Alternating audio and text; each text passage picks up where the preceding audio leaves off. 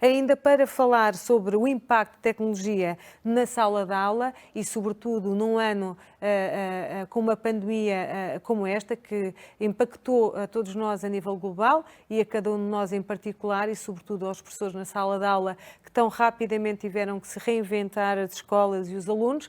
Como foi dito há pouco, vou passar a palavra à professora Teresa Sofia Castro, que vai abordar este tema através de uma participação que vai fazer connosco virtualmente. Olá, bom dia a todos. Sejam bem-vindos a esta sessão que integra o programa do Make Code para o dia de hoje.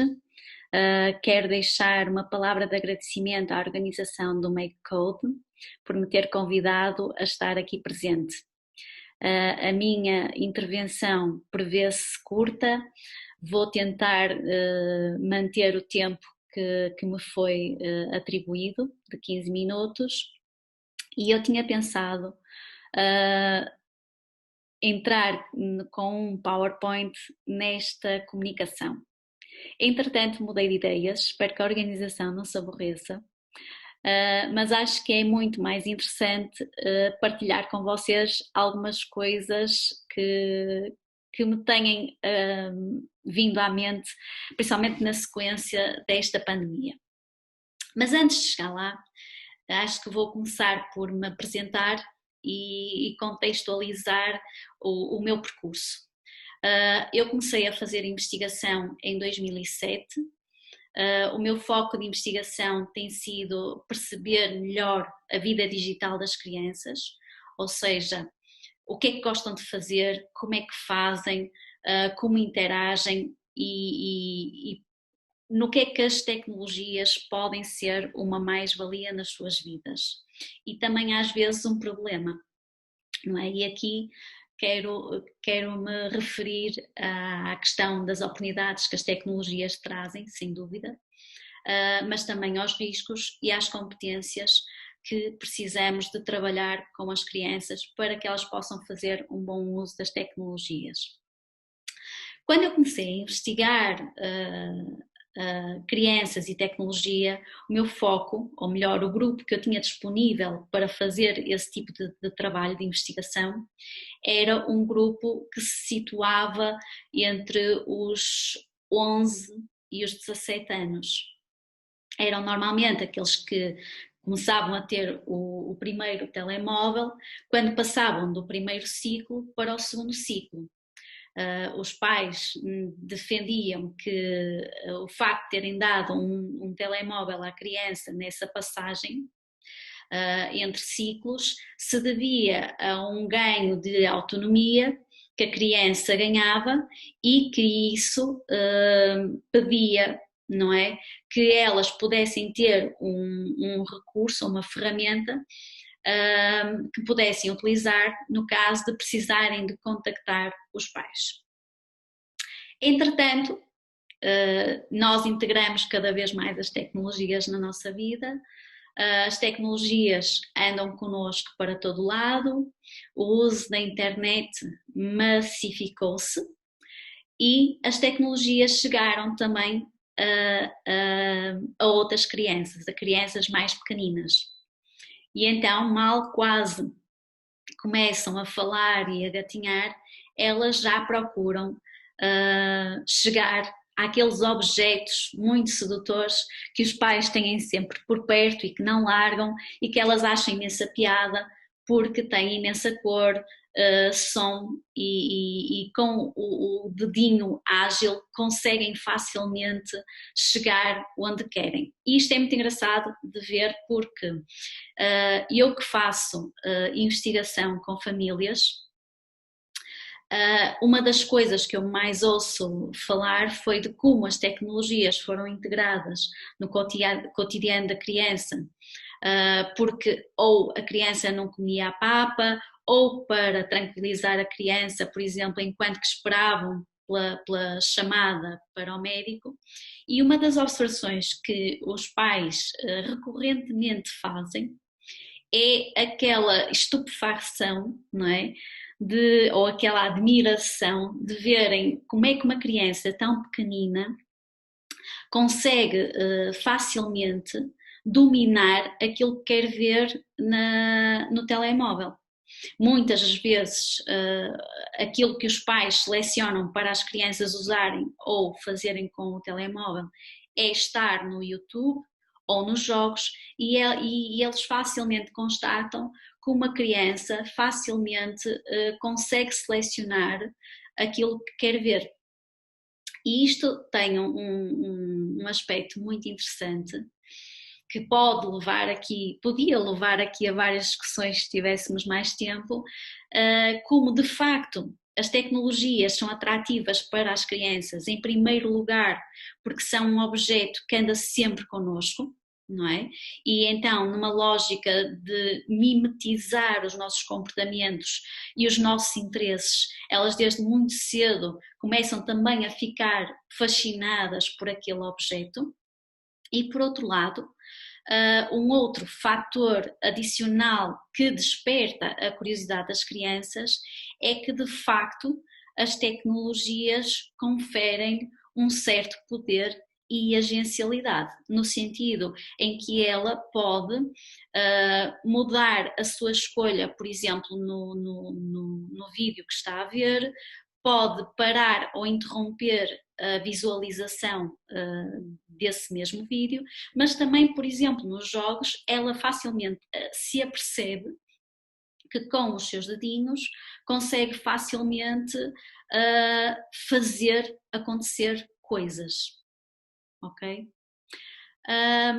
E isto é muito interessante porque depois, quando chegamos às salas de aula, e agora eu vou dar a perspectiva daquilo que eu ouço e que é partilhado em sala de aula na formação que faço com professores, de como os miúdos hoje em dia não se interessam por nada e eu já não sei o que hei de fazer para chamar a atenção dos miúdos, não é?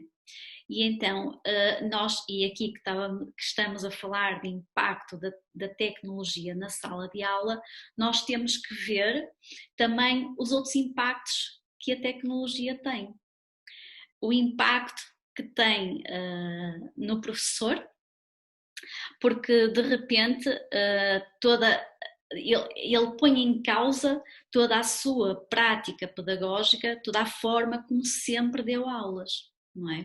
Por outro lado, ele quando começa a utilizar esses recursos em sala de aula, muitas vezes ele sente-se desafiado. E eu posso dar aqui um exemplo. Por exemplo, no outro dia em formação, um professor quis partilhar uma experiência dele e acabou por ser uma partilha muito interessante.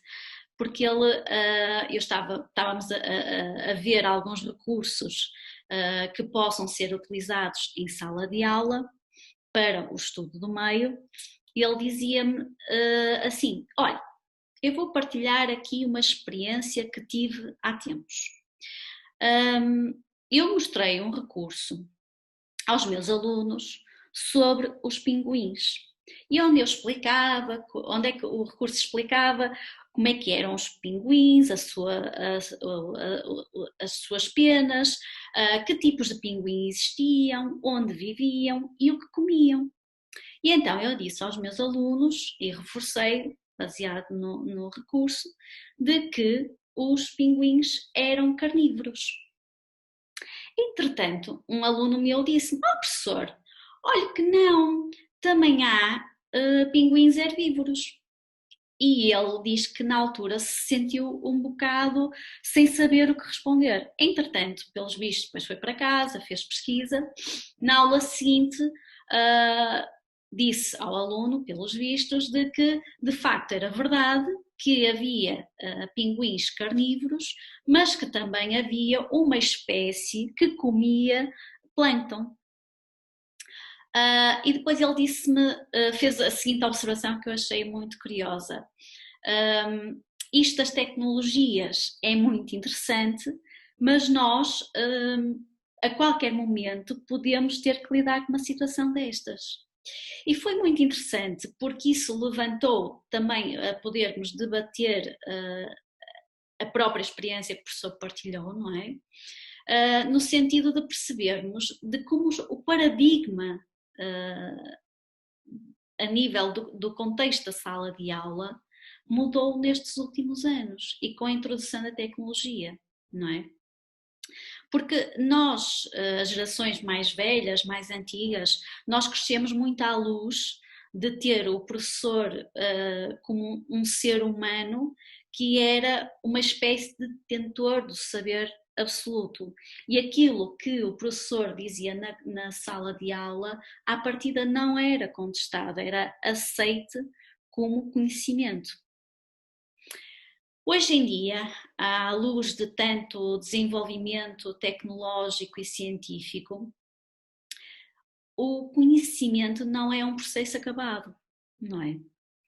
E perante isso, nós também temos que ter a humildade de nos descentrarmos daquele papel de donos da verdade e assumir que cada vez mais nós temos que tirar partido dos recursos que temos à mão e olharmos para os nossos alunos como parceiros na descoberta do conhecimento. É claro que o professor, até por toda a sua formação, tem muito mais conhecimentos do que os alunos. A questão aqui é que o conhecimento não estando acabado, também dá a oportunidade de, em vez de nos focarmos tanto em transmitir verdades inabaláveis, de considerarmos o conhecimento como uma caminhada que fazemos em conjunto.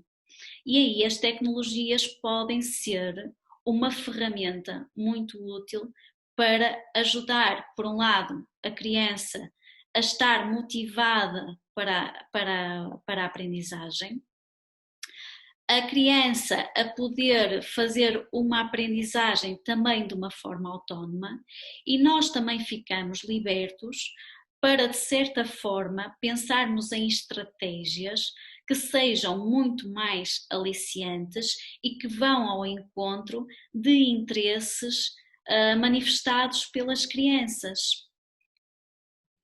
Assim sendo, neste tipo de modelo, a sala de aula passa a ser um laboratório de construção do conhecimento.